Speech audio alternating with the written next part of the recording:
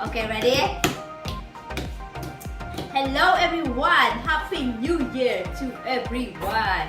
For today's video, I'm making this chicken sandwich. And I have a chooks to go here. This is already cooked, like a roasted chicken.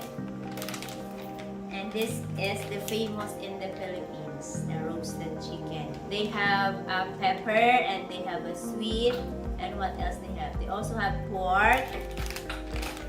Chooks to go. I sliced bread here.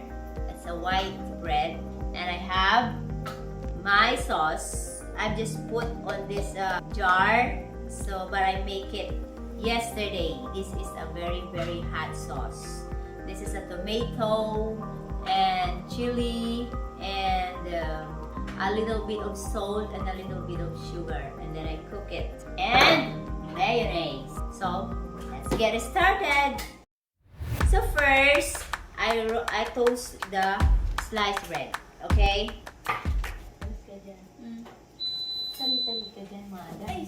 So let's toast the sliced bread, not too hard, just like a brown and a little bit crunchy.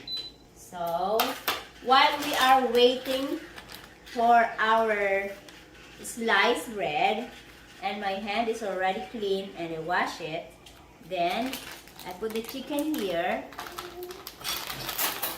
and we choose only the chicken breast.